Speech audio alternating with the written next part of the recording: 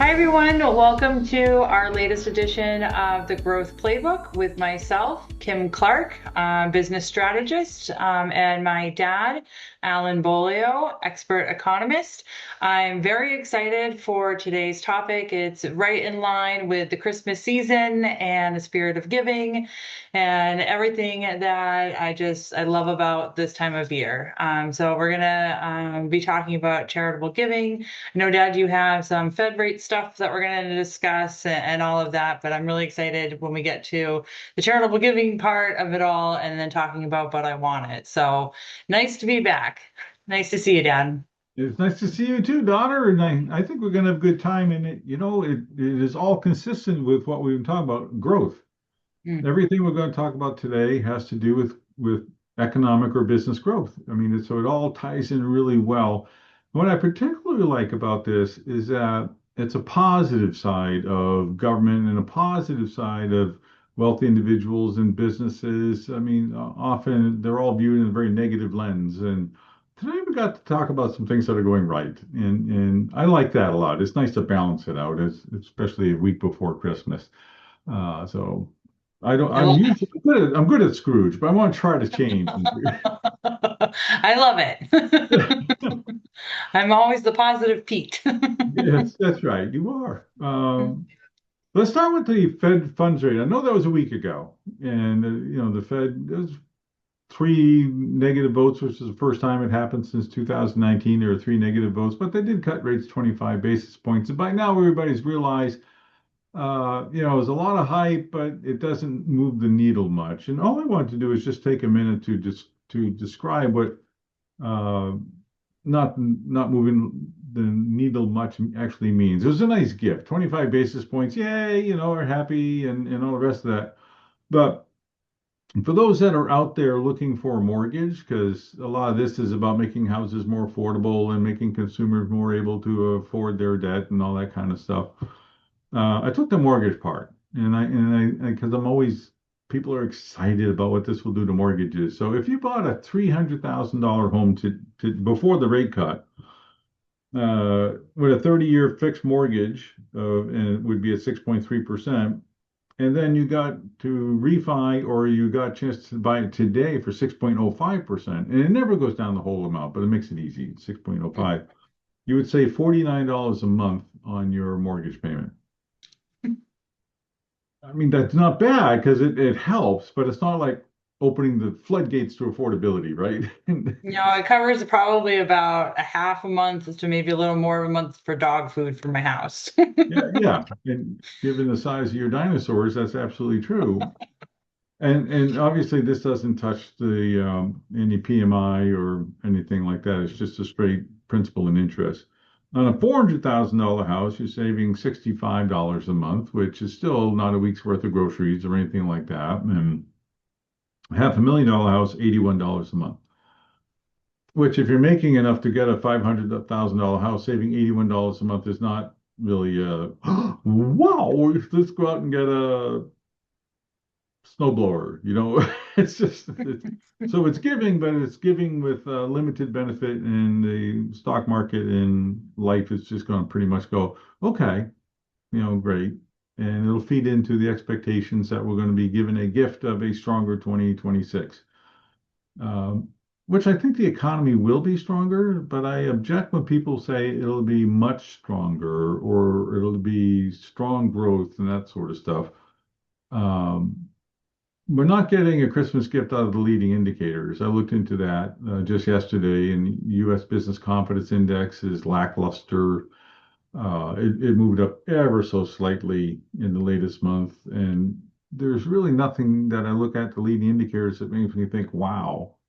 And when we look at the macro trends, it's certainly bifurcation. It's bifurcated because the strong end of the economy is going to do well, but the weaker side of the economy, automobiles, heavy duty trucks, those types of things are going to be sluggish and slow to turn. So I'm not excited about the prospects other than it'll be up. Merry Christmas, it'll be up. Uh, I think what's more exciting is the longer term future. As you know, we spend a lot, Brian and I, time and effort on our book, Prosperity in the Age of Decline, and on the 2030s depression. NITR has continues to talk about it. Um, and that's really negative, doom and gloom. And the disparity in wealth, the wealth gap in this country is large and growing larger. That's a real negative. So it's really easy to look at that hole in your stocking, right? Mm. And just where's this going to end? What's going to happen to my granddaughter? What's going to happen to the world around us? So we're going to shift gears now. We're going to go to this is real and it's happening, and let's discuss the implications. Okay. Now, have you heard of the Trump accounts? Only briefly from you. Well, that's fine. The Trump accounts are it's part of the big beautiful act that was passed, and I'm going to oversimplify today in the interest of time because you have to open up an account for your child, and children born between 2025 and or 2028 are entitled to $1,000 kickstart to their Trump account. Anybody under 18 can open one, but only newborns get the $1,000. And the Trump account has its advantages, but it's not a end all be all. You talk to wealth advisors, they're going to say, yeah, but part of that's because it's in competition with wealth advisors, but their point of view is actually justified. It's good, but it's not a gee, life is going to be great for everyone on planet Earth kind of thing. But running through the numbers, it's hard not to say it's still good. Mm. Um, and at the risk of being boring, these Trump accounts are part of an Invest in America initiative to help a segment of the population have a brighter future than they would otherwise have, which you and I are all in favor of. We Mm. our mojo all along, right? We want to help people. Yep, 100%. Yeah, this helps people. So here are the numbers, okay? And excuse me for looking down, but I haven't memorized all these numbers. If you have a newborn and that child gets the $1,000, okay, and you put it into the Trump account, which has its specific guidelines, it's not as easy as you picking where you want to invest it. It's not that easy at all. The IRS is involved, so you can imagine all the stuff coming at you while you're trying to do all this. But when you get down to the numbers, $1,000 invested at an annual rate of 6%, which is not overly conservative, not overly aggressive, in my opinion. So you get 6%. At the end of 18 years, because 18 years is important to this discussion, because at age 18, you can take that money out and use it for college, buying a home, or starting a business. Okay. After 18, it rolls over into a regular IRA account and you save it for retirement. But if you save that $1,000 and let it build for 18 years, you would have not a significant amount of money. You'd have $2,854. So it's better than nothing, but how much college cam are you going to pay for $2,854? Not much. I mean, maybe some online courses.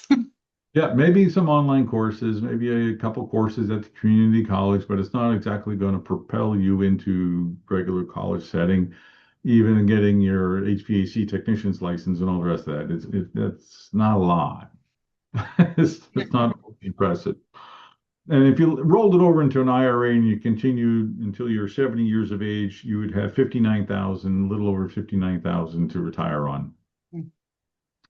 So seeing 1,000 grow to 59 sounds good, but it takes 70 years to do it. And it's like, well, it's better than nothing. Let me ask you a question. See, pure guess. What's Okay, the pure guess. I'm ready. average 401k balance that people have when they retire now at age 70? Oh, Swag it, Kim, all swag right. it. So it's not even going to be a swag. It's just the first number that popped in my head. So I'm going to say it. I'm going to go with 225,000. You are so close. It's amazing. No wonder you're the queen of marketing. I mean, you get this dialed in. $250,000. I mean, you just Oh, so close. close. So 59,000 and change is like, it's a lot better than nothing. Thank you, Uncle Sam.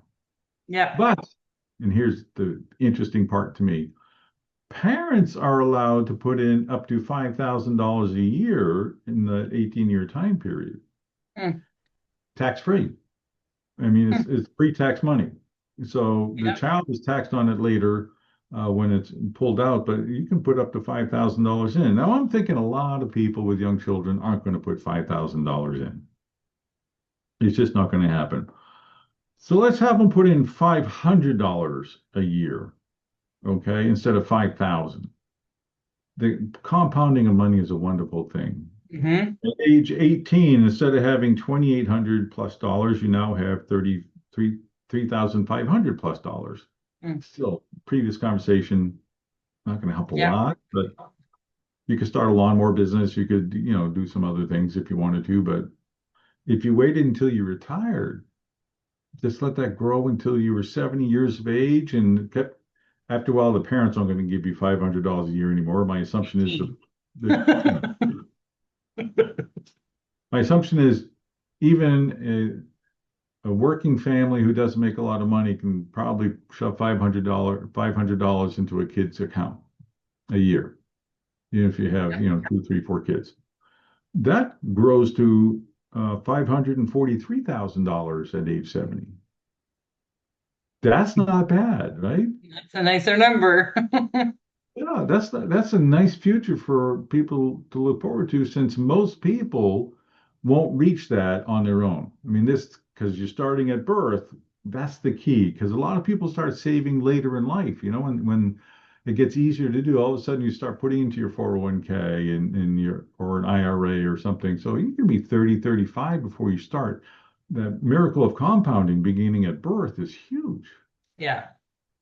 Now, another component, thanks to the Trump accounts, is that your employer can contribute $2,500 a year, and there are tax advantages to that, which we won't get into. But so now you have $2,500 a year coming in, plus the $500 a year at first that you're giving. So the first part till 18 is just you and your parents at 500 because you're not going to have a job. Then from the age 20 is what I assume. From age 20, you can be putting in your own 500 and the employer putting in 2,500.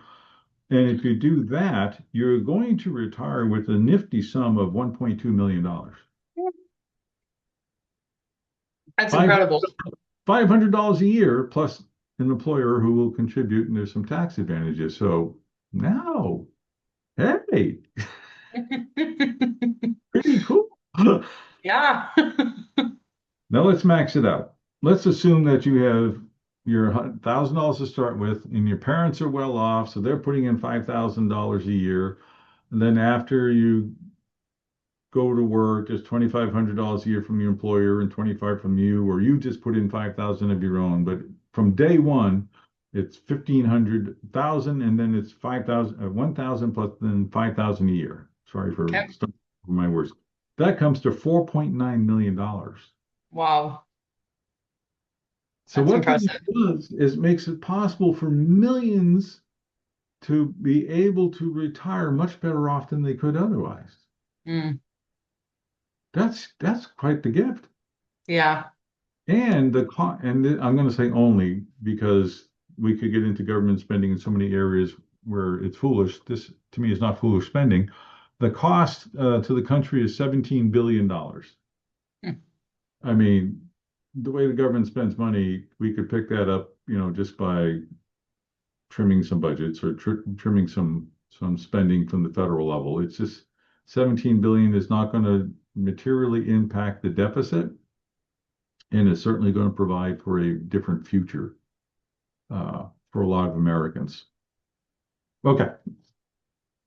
Well, I'm thinking about that when you mentioned the future for a lot of Americans, not just those that would be retiring with that higher wealth, because the likely, in my mind anyways, and the likelihood of if I'm retiring at 70 with $4.9 million, I'm not going to spend $4.9 million between now and the time of my death, is my thinking. And so I'm leaving wealth behind for the generations behind me that have now come up and through the generations. That's a great thought.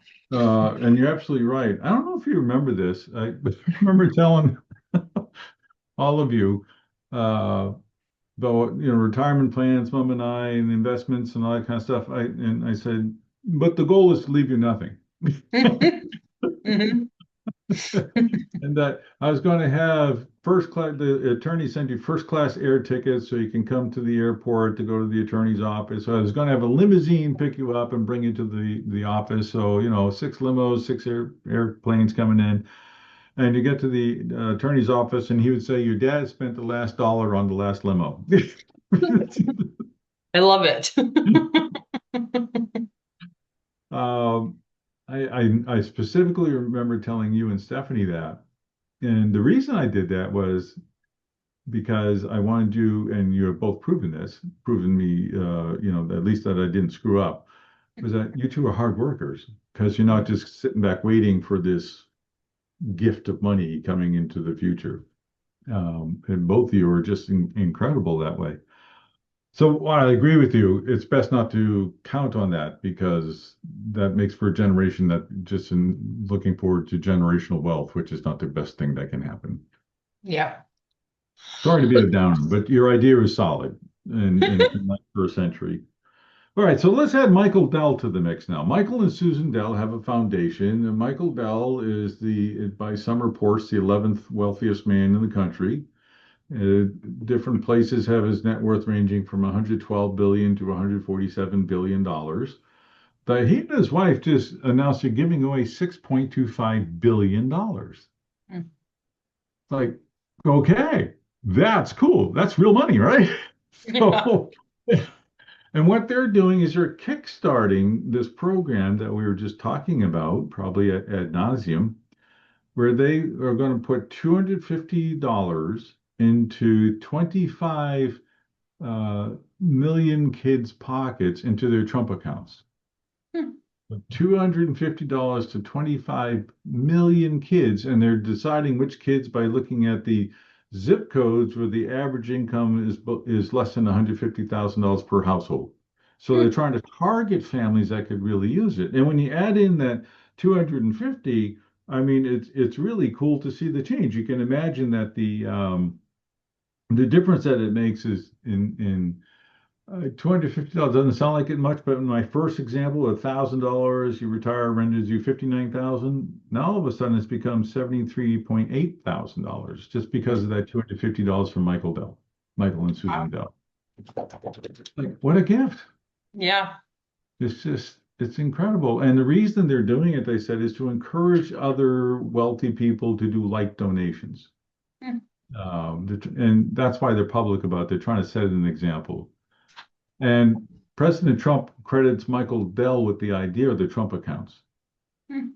Other sources credit Ted Cruz. I don't know who it is, but somebody thought of it and the president liked it and is running with it. But that idea of personal giving, and lots of rich people do. Bill Gates, Bill and his wife give a tremendous amount of money, and so does the guy that owns Amazon and all the rest of that. Well, I found out because I looked it up, and I did it on purpose, wasn't accidental, is that the amount of giving by people is truly amazing. When you look at giving in this country, individual giving accounts for 66 and one-third of all giving to charities in this country. Wow. Yeah, that's what I thought. Corporations give the least at 7.5%. Oh my, I would not, if you had asked me that for a sheer guess, I would not have answered that way. I know, huh? It's pretty Yeah. amazing. So corporate executives, and I've talked about this to a lot of business groups and YPOs and trade associations. Corporate giving is extremely important and motivating. At ITR, we did that, Mhm. and it was a big part of our culture to do that. And I think people really enjoyed that because not only were we doing our best to help people with our services, we were trying to help the community around us. And boy, that made it easier to get up on Mondays and to go to work, knowing that kids were going to eat, or single moms should have a place to stay with their kids and all that kind of stuff. Um, and so I want to talk about how businesses and or individuals can continue on with the giving. It's not going to amount to $1.2 million for people to retire on, but excuse me for a minute. A lot of people remember this book. I don't know if it's legible or not, Kim. It was when you first started. Maybe try to move it a little bit closer. No, that made it worse. Further away. There you go. There you go. Yeah, hold it close to your body. There you go. That's good. But I Want It is the name of the book. And Brian and I and your mother wrote that book years ago. And our goal right from the beginning was that every dollar in sales would go towards charity. And I remember we'd write the checks, and it was wonderful. We paid for all the production and all the postage and everything else. It's just uh, or brought it with us or stuff like that. But what the three of us want to do now, and you're gracious enough to go along with this on our podcast, is that anybody who would like a copy of the book. Now, this book is 32-page color illustrated, and it is suitable for first graders plus or minus, or Congress. It can go either way. It's about savings. It's about uh, making sure that you are giving to others. It's about what you're going to buy, and it's L for later. So I invented the slob. It's a machine called the SLOB, and it's savings later, others, and buy. And it also has a teenager story in there as well. Here's the thing. Anybody that sends me an email directly, and I hope it can be at the bottom of the screen, but in case it's not, alanbollier@gmail.com. Do not use my ITR Economics email anymore if you know me, because I can't have access to it because I don't work there anymore, happily retired. So alanbollier@gmail.com, and tell me how many books you want, and I will send them to you without any charge at all, with this one caveat. And Kim and I are excited about this, as well as Brian and Dawn. Uh, uh, just promise me. All I want is a promise, not proof. Promise me that you will give at least $15 a book towards charity, a non-political charity. If you order 100 books or one book, if you order 400 books, whatever it happens to be, one's fine with me. I'll send you that book on your promise that you will give $15 above your normal giving to a charity. Now, our favorite charities over the years have been those that help kids, help families who are in desperate need, and St. Jude's. Those have been three that have really been near to our heart. And I'm still working with charities, and it's the work they do is amazing. There's a misconception in America that the homeless are homeless because they want to be. That's one of the worst preconceptions I've heard. People that are homeless are often have a mental illness, maybe about 25 to 30%. Most of them are because of conditions that are beyond their control. And and people say, well, they should just get a job. You can't get a job if you don't have a home. You just can't. And most people on the street no longer have a valid document that proves their identity. You can't get a job without a home, without any documentation. You can't prove you went to school. You can't prove anything. So you are stuck in this downward spiral with no way out until somebody reaches out. And that somebody that reaches out can create another life for you. It's usually in stages. It's a wonderful thing. Seen it work. I've met people. Uh, a young mom with two kids, no fault of her own. She was homeless. Her husband or whoever, maybe not married, all of a sudden just abandoned them. She couldn't pay the rent. She got evicted. It wasn't her fault. She got evicted. And so she needed a way to go moving forward. And Families in Transition helped her do that. What I'm asking in my long-winded way, sorry for being long-winded, is that you think of those types of situations when you send me that email, and then just please promise me $15 the book, and I will ask no verification or anything. I will just take your word for it. I think you'll like the book. It's gotten really good reviews. We've had people tell us they have actually built slob machines for their kids, different things like that. Um, and that's how Kim and I would like to extend this giving thought. We will give you the book, and Brian and Don will give you the book if you will give to others. And there is no limit to how many books you can order. We only have so many in inventory, but I promise you we will have more printed. if the orders exceed our current inventory, which means I cannot get it to you for Christmas, but I can get it to you in the new year. And there's always a need for that giving. What do you I say, love Kim? that. I love it. And I'm excited and thrilled and so happy that you, Mom, and Uncle Brian had talked about this and came on today's show to share this with whoever's listening to our weekly shows. I've read the book, obviously, but even more importantly, when Chloe was young, I don't remember if it was first grade exactly or not, but when she was young, I'd read it to her. She was obviously excited to read it because Grandpa's name was on it and stuff. And my grandpa wrote this book and all excited and proud. But it's interesting to me that she still remembers the premise, like the lessons that were taught in the book. And I can tell you, she's a very good saver. And there are plenty of times where even just, I don't know if it was this week or last week, where she wanted to buy something. And I said, okay, but with your money.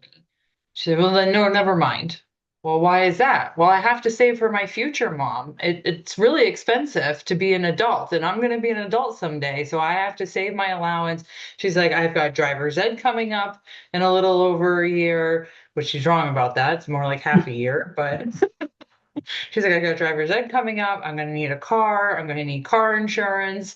Eventually, I'm going to need an apartment, all these things. And so it does an excellent job of just teaching the right way to be fiscally responsible, but in a very youthful way where it makes sense and it clicks at a very young age. So I can say my daughter is living proof that it's fun for them to read, and then it's fun from the adult side to watch it stick. Oh, that's wonderful to hear. And I just want to correct one thing. Uh, Her grandpa wrote a quick story. Brian and I had an idea. I wrote the book and I asked mom to edit it. And she said, I thought you said this was for kids. She said, give me that. She's worked with kids all her life. She's the one who put it into kid language and all the rest of that. She says, you're not addressing kids. I said, "Well, I don't know kids. Just Well, she did an amazing job. So, and I'm happy to say we're going to be writing a new one. Mom and I are going to write a new one. Just the two of us are going to write a new one and do the same thing. It'll be for charity. And you and Frank are going to be a part of it. I haven't had a chance to talk to you about it yet, but if you're willing, I'd like you and Frank to be a part of it, of this book, because we have a vision we'd like to share with you, and we think we can do things to continue to help in different ways. So, I look forward to learning more about it. And I can second the Families in Transition organization that you were talking about. I actually just got an email from them, like they send me every year and stuff. We donate there every year, and they do amazing work. It's they a great do indeed. organization. They do indeed. All right, so we got giving by the Federal Reserve Board, we got giving by Donald Trump, and we got giving by Michael Dell, and now we can all be giving together to continue the Tiny Tim tradition of helping people who need help. Uh, Remember last year we went to go see the play at the Palace Theater and Scrooge, and that's just a tremendous story. And there are an amazing amount of Tiny Tims out there, families just like theirs. Um, it's an old story. It's rather maybe too well known for me to share, but there's this church where they're collecting money.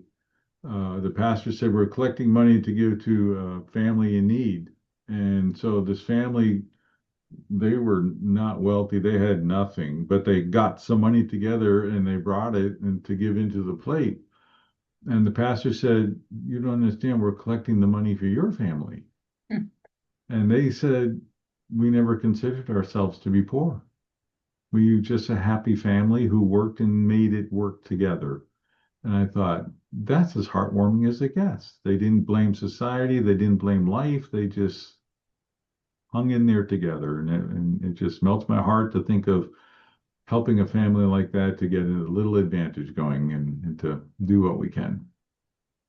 Agreed. Very heartwarming. And again, right in line with our Christmas season. And just very happy that we can share this and look forward to you telling me about all the emails that you will get. I'll also put your email address right in the comment section below the video.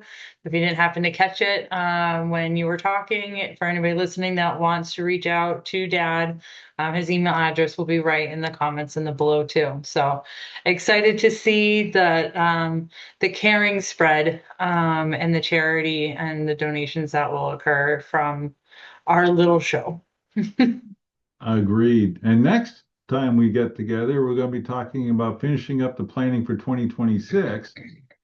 And for those that'll be relieved, Kim's got a lot to help us with as we go through that. There's a lot of Kim in the next two because we get into a lot of the application of the things that we've been talking about. We've talked about how you know and the phases and all the rest of that, but now Kim's going to put some boots on the ground so that we can head into 2026 at a fast trot and reap some great things. So it'll be fun.